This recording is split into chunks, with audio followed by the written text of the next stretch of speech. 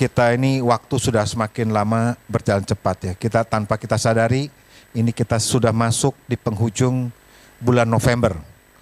Nanti minggu depan kita masuk lagi Desember. Akhirnya sebulan kemudian kita akan memasuki tahun baru di tahun 2025. Kalau kita melihat bahwa juga begitu waktu sangat cepat berlalu, saudaraku. Namun kalau kita merenungkan lagi, apa sih sebenarnya tujuan hidup kita? Apa yang kita sudah lakukan sekarang? Sekarang kalau kita melihat kondisi makin sulit baik secara ekonomi, politik dan sebagainya. Makin tidak menentu, saudaraku. Jadi kalau kita perlu bertanya juga, ke depan kita ini mau ngapain? Apa tujuan hidup kita? Ya. Apa yang kita mau dan impikan ke depan? Ya. Kalau kita melihat teknologi juga sudah semakin maju, semakin canggih, dan juga kita mendapatkan banyak sekali informasi-informasi dari baik YouTube, baik Instagram, baik juga Reel ataupun TikTok. Banyak sekali. Nah, sebagai anak-anak Tuhan kita perlu menyaring itu, saudaraku. Karena saya mengamati bahwa belakangan ini banyak informasi-informasi yang sangat melemahkan iman kita. Mari sama-sama kita belajar malam hari ini. Kita akan buka sama-sama dalam Lukas 13 ayat yang ke-22 sampai yang ke-24. Di situ dikatakan, kemudian Yesus berjalan keliling dari kota ke kota dan dari desa ke desa sambil mengajar dan meneruskan perjalanannya ke Yerusalem. Dan ada seorang yang berkata kepadanya, "Tuhan, sedikit sajakah orang yang diselamatkan?" Jawab Yesus kepada orang-orang di situ, berjuanglah untuk masuk melalui pintu yang sesak itu. Sebab aku berkata kepadamu, banyak orang akan berusaha untuk masuk, tetapi tidak akan dapat. Saudara, ayat ini memang menggugah saya, menyadarkan saya. Bahwa di sini dikatakan di ayat yang ke-24 dikatakan di sini, untuk masuk kerajaan surga, kita mesti melalui pintu yang sesak. Di sini dikatakan gampang? Tidak. Di sini dikatakan, Injil Lukas katakan di sini adalah berjuanglah. Kata-kata ini menghentakkan saya. Berarti Tuhan, untuk saya masuk ke dalam pintu yang sesak itu, saya harus berjuang. Tidak bisa dengan tenang-tenang, tidak bisa dengan santai-santai, tidak bisa. Kita kerjakan keselamatan kita harus berjuang kepada pintu yang sesak. Ingat waktu kita sekolah minggu dahulu yang Kristen yang sudah lama, ada lagu yang mengatakan ada dua jalan, lebar dan sempit. Mana kau pilih? Ya, lagu ini saya pikir jarang lagi didengarkan dengan versi yang terbaru pun tentang jalan yang sempit ini. Karena kenapa? Karena di sini katakan lebarlah jalan. Ada dua jalan. Kalau saudara mau jalan yang gak usah desak-desakan, semua juga bisa lewat, saudaraku. Lewatlah, silahkan. Tapi saudara di sini Tuhan inginkan, Tuhan ingatkan, berjuanglah untuk masuk melalui pintu yang sesak. Jadi sesak itu semua orang tidak akan dapat loh, saudara. Di sini kan tidak akan dapat. Ayo kita lihat seberapa beratnya jalan sesak ini. Matius 7 ayat 13 dan 14.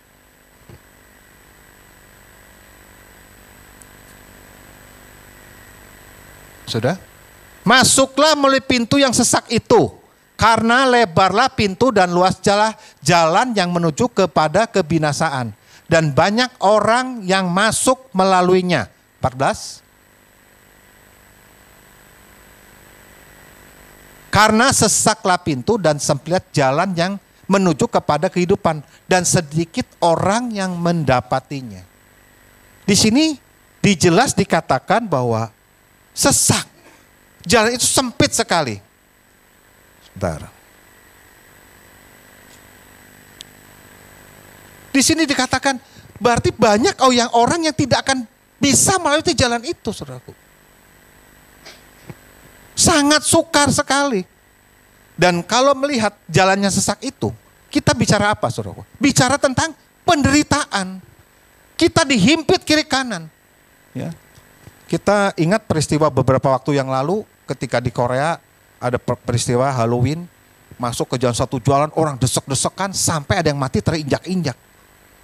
Bayangin, jalan itu sempit, ribuan orang bahkan puluhan ribu masuk ke jalan itu sehingga orang kehabisan nafas, mati. Saudaraku. So bisa bayangkan nggak kalau jalan yang sesak itu pun akan seperti itu, saudaraku. Di situ dikatakan bahwa sesak, sempit, sulit untuk masuknya tuh sulit. Nah, bagaimana saudara untuk kita bisa melewati semuanya? Kalau kita membayangkan itu, wah Tuhan, apakah saya masuk di dalam bagiannya? Kalau saudara berpikir seperti itu, berjuang itu adalah berarti kan ada proses, saudaraku. Berjuang itu ada proses untuk kita masuk lewat di jalan yang sempit itu. Nah, saudara akan mengalami penderitaan. Saudara akan dijepit. Pintu ini karena sempit. Kalau saudara nggak bisa melalui ini, jalan yang sempit ini, bagaimana saudara akan mengalami terobosan dalam hidup saudara? Dan kita kerjakan itu setiap hari, saudaraku. Jadi apa yang saat ini saudara sedang alami? Penderitaan, kesulitan, mungkin ekonomi, apapun saudara saat ini sedang alami. Itu bagian daripada saudara sedang memasuki jalan yang sempit ini. Masalah apapun yang saudara sedang hadapi saat ini. Seberapa berat pun masalah yang saudara saat ini sedang hadapi. Pilihan saudara cuma dua. Saudaraku mau masuk di dalam jalan penderitaan itu, yang sempit itu, atau saudara masuk di jalan yang lebar itu, silakan. Selalu kita tiap hari dihadapkan pilihan-pilihan, mau masuk di jalan yang sempit atau jalan yang lebar. Setiap hari, every day, saudaraku. Itulah ujian buat kita. Karena dengan ujian yang kita alami, itu membuat kita menjadi kuat. Seharusnya ujian-ujian itu dapat kita lebih mendekatkan diri dengan Tuhan. Lebih intim lagi dengan Tuhan. Saudara, bagaimana sebetulnya kalau kita ini jatuh? Awal mulanya dari mana? Dari mata, saudaraku. Mata, ketika kita melihat kenyataan, karena saya mau katakan begini, fakta tidak sama dengan kebenaran. Kebenaran akan firman Tuhan. Faktanya saya hidupnya seperti ini. Faktanya saat ini saya sedang menghadapi masalah. Itu fakta, saudaraku. Tapi kebenarannya adalah Tuhan yang akan menolong kita. Tuhan yang akan membebaskan kita. Tuhan yang akan jadi pembela kita. Itu kebenaran firman Tuhan. Dan ketika mata kita melihat, itu masuk ke dalam pikiran kita. Nah, pikiran kita seringkali diolah. Di-entertain namanya. Diolah-olah, waduh seandainya begini ya, kejadiannya kok ini begini ya. Begini. Akhirnya kenapa? Kita nggak percaya lagi, saudaraku. Kita akhirnya apa? Ikut arus dunia. Saran-saran dunia. Yang menjauhkan kita dari firman. Karena harusnya adalah antara mata kita dengan pikiran kita ada firman. Mensortir. Ketika kita baca firman. Ketika kita renungkan firman. Itu akan mensortir pikiran kita. Memang baca firman itu tidak enjoy bagi sebagian orang. Ngantuklah segala macam. Tapi percayalah saudara, ketika saudara disiplinkan saudara, mendisiplinkan diri saudara untuk terus baca firman, untuk merenungkan firman, itu akan timbul yang namanya joy, sukacita dalam hati kita. Timbul hati sukacita. Itulah kekuatan firman Tuhan. Dan ketika ada sukacita, apapun yang mata kita lihat, ini persoalan nih. Bagaimana omset kita bulan ini? Bagaimana masa depan kita? Bagaimana bulan depan kita? Itu kasat mata kita lihat, saudaraku. Di depan mata kita. Kita nggak bisa bohongi. Tapi ketika firman yang berkuasa ini masuk ke dalam alam pikiran, roh kita mengatakan setuju dengan firman Tuhan, maka jalan keluar, solusi ada. Selalu ada jalan keluar. Dialah Tuhan yang membela kita. Jadi kita sedang mengerjakan masuk ke dalam penderitaan itu, ke jalan sempit kita lagi dihimpit segala macam, kita bisa melaluinya, saudaraku. Ya tidak gampang, Tuhan juga sudah bilang kan. Jalannya tidak mudah, sukar.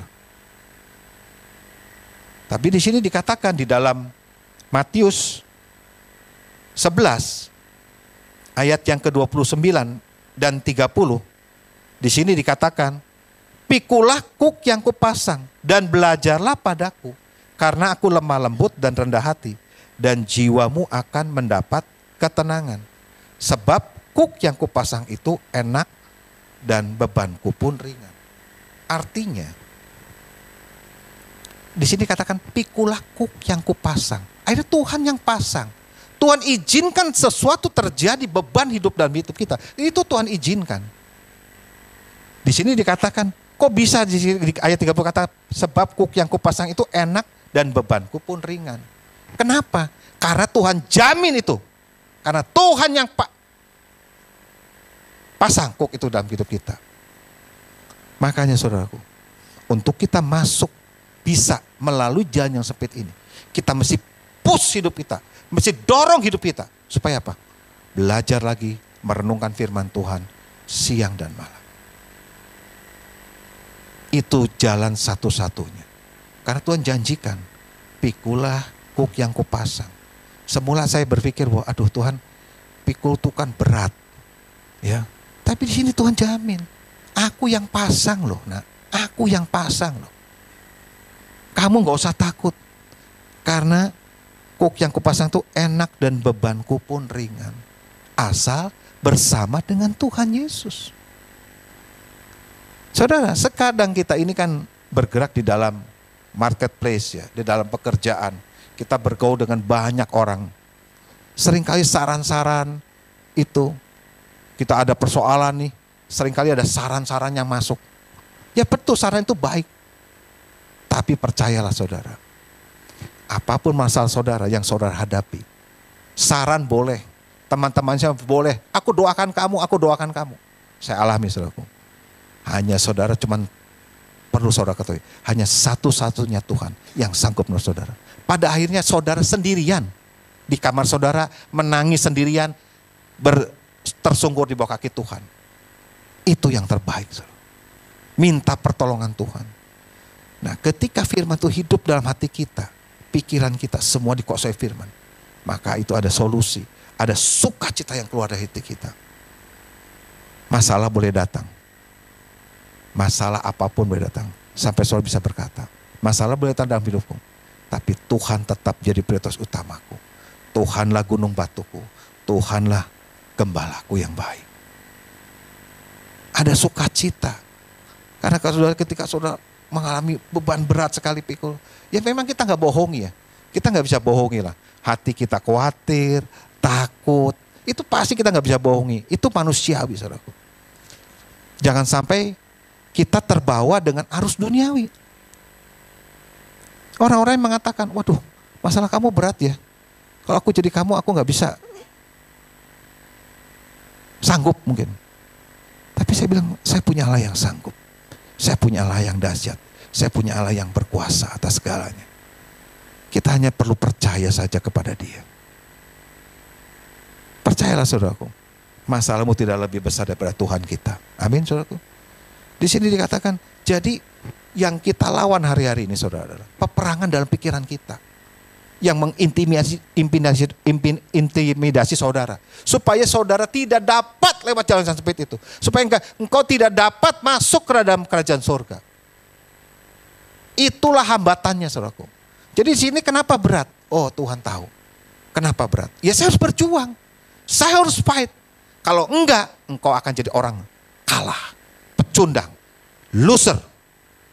Kalau engkau enggak bisa, enggak bertahan, akan penderitaan, akan setiap ujian yang saudara harus lewati, engkau berarti menyerah. Engkau loser, engkau pecundang. Saya ibaratkan, masuk jalan yang sempit ini adalah sebuah pertandingan. Kalau saudara adakan pertandingan, entah bulu tangkis, olahraga apapun yang namanya pertandingan, bukankah saudara harus mempersiapkan diri saudara? Melatih skill, fisik, semuanya dilatih. Dan ketika saudara sudah masuk dalam pertandingan itu, cuman dua, Anda kalah atau Anda menang.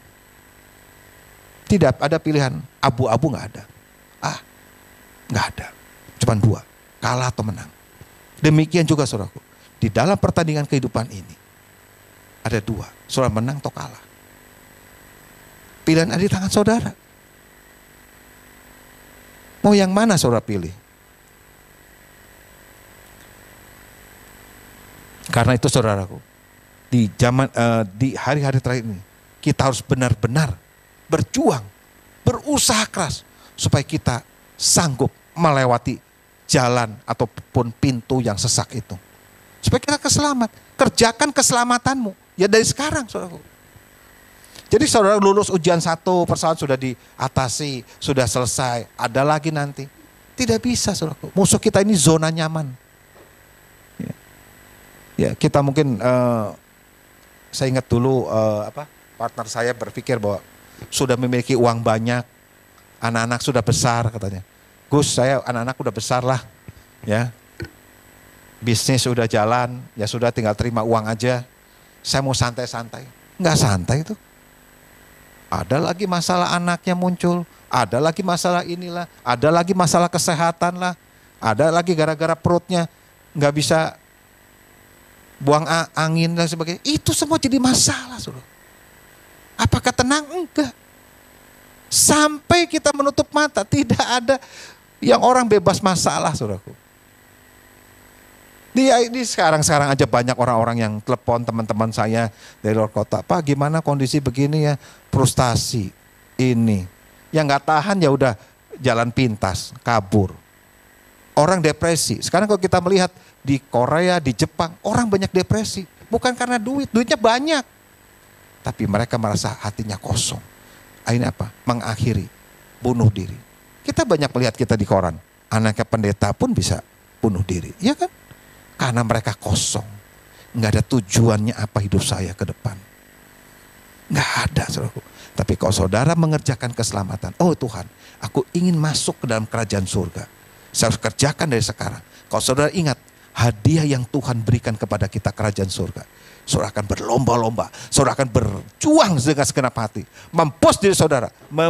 Memaksa diri saudara.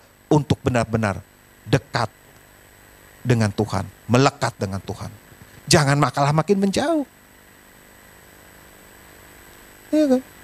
Jangan malah menjauh. Kemarin di kampusnya anak saya ITB katanya ada orang Kristen lagi. Bunuh diri. Kenapa? Nilainya jelek, gak berani kasih nilai ke orang tuanya. Nah jadi, yang begitu coba orang membuat depresi. Ini ke depan akan semakin banyak, saudaraku. Karena orang kehilangan pengharapan. Makanya kabar yang tidak mengenakan ini, kok masuk melalui jalan yang sempit ini, harus diberitakan. Harus dipahami, harus disadari. Bahwa kita ini masuk ke dalam yang sempit itu untuk mencapai ada sebuah tujuan akhirnya keselamatan yang kekal. Amin, saudara. Ajari anak-anak kita juga. Jangan hidup mereka sembarangan. Kita ini jadi berhati-hati. Saya kadang-kadang melihat, anak seorang pendeta aja bisa bunuh diri. Kenapa ya? Antas kita pikiran kita apa? Wah, jangan-jangan bapaknya enggak. Ya belum tentu. Kita kan tidak bisa menghakimi demikian. Tapi setiap orang, baik anak-anak maupun kita orang dewasa, diberikan pilihan oleh Tuhan. Silahkan kau pilih. Ya kan? Lagu katakan, ada dua jalan, lebar dan sempit. Mana kau pilih? Ya kan? Mana yang kau pilih? Yang lebar api, jiwamu mati. Ya kan gitu. Udah dari dulu. Tapi kan lagu itu sudah menghilang, saudaraku. Tapi malam hari ini saya mengingatkan lagi saudara.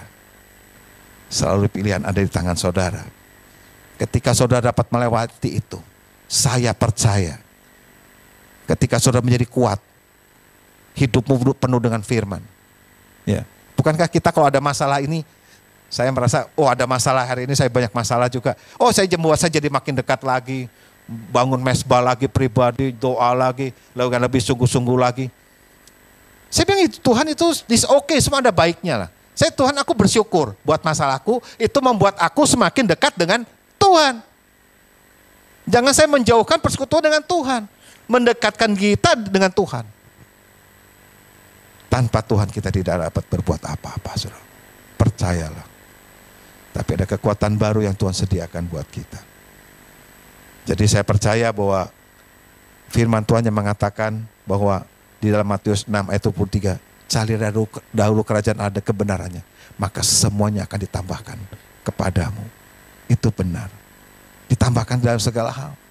Tuhan pasti perhatikan kebutuhan kita setiap hari. Yang Tuhan mau adalah kita mau tetap setia atau tidak.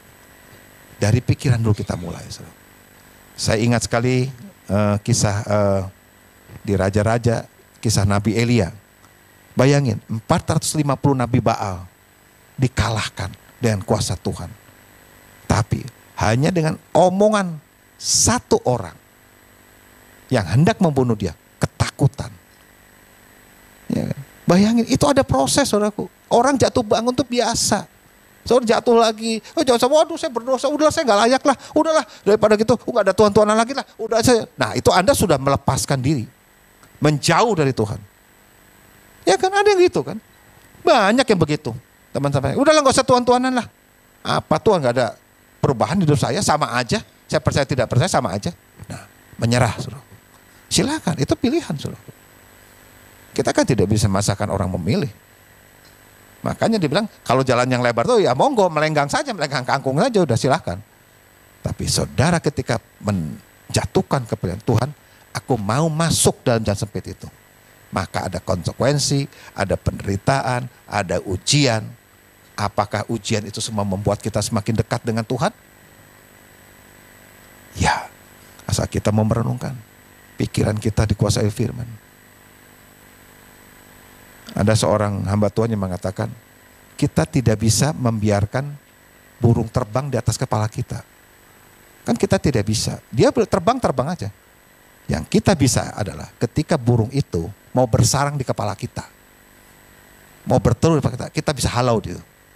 Tapi kalau orang, jadi artinya apa? Saudara bisa mendapatkan informasi dari media sosial, itu boleh. Tapi jangan biarkan yang negatif itu bersarang. Karena ada apa? Ada firman Tuhan yang dapat menghalaunya. Itu yang saudara sedang mengerjakan keselamatan. Terus pekerjakan.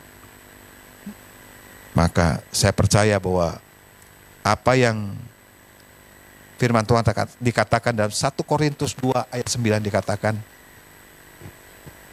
1 Korintus 2 ayat 9 dikatakan bahwa apa yang tidak dilihat oleh mata dan tidak didengar oleh telinga dan apa? Tetapi seperti tertulis, apa yang tidak pernah dilihat oleh mata dan tidak pernah didengar oleh telinga dan yang tidak pernah timbul di dalam hati manusia, semua yang disediakan Allah untuk mereka yang mengasihi Dia. Amin, saudaraku. Tuhan akan sediakan, saudaraku. Apa yang tidak pernah saudara lihat, tidak dipikirkan, bahkan tidak timbul dalam hati manusia, Tuhan sediakan. Tapi kerjakan dulu bagianmu. Lewati ujian itu. Seperti yang katakan, yang kupasang itu enak dan bebanku tuh ringan.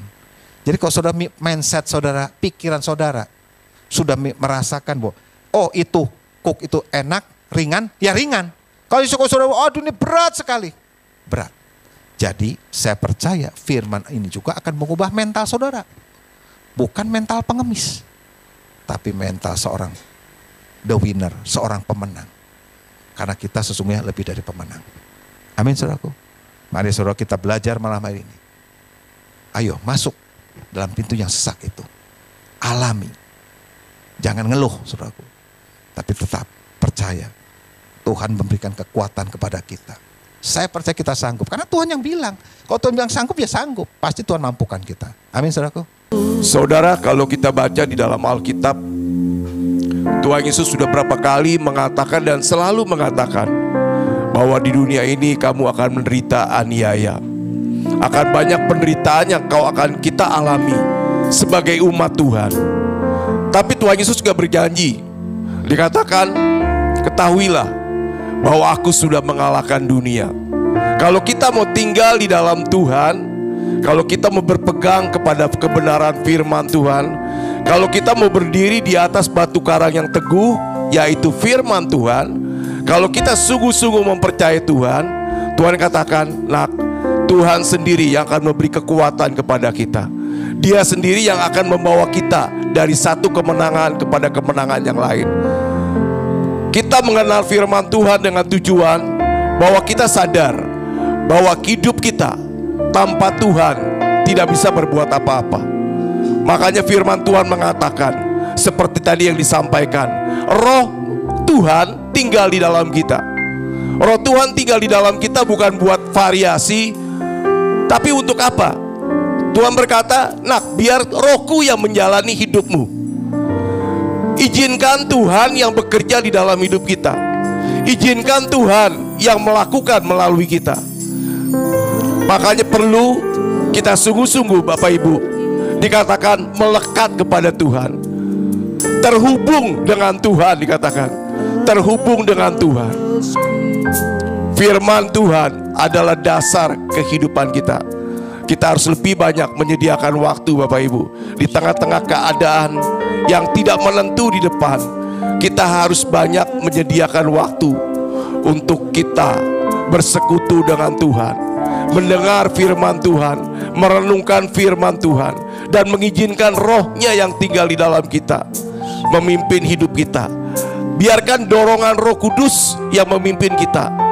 Biarkan setiap kita mau mengambil keputusan, sempatkan waktu sejenak, pause sebenyak, tanya Roh Kudus. Mungkin kita nggak bisa mendengar suara Roh Kudus dengan jelas, tapi kalau kita mau mengambil keputusan, mau melibatkan Roh Kudus untuk bekerja melalui kita, untuk kita mengandalkan Roh Kudus. Bapak Ibu, saya percaya kalau kita menghargai Roh Kudus, Roh Kudus pun akan menghargai kita. Dia akan memimpin kita dari satu langkah ke langkah yang lain. Dan kalau sesuatu yang tidak enak terjadi dalam hidup kita, Tuhan berkata, segala sesuatu bekerja untuk mendatangkan kebaikan buat kita. Nggak selalu yang baik. Tuhan katakan, nak, yang jahat pun, yang nggak mengenakanmu, aku izinkan terjadi dengan tujuan untuk mendatangkan kebaikan buat kita. Apa kebaikan itu? Mungkin kita nggak ngerti sekarang kebaikannya apa, tapi satu hal, Dia ingin menyediakan kemuliaan yang telah Dia siapkan buat kita.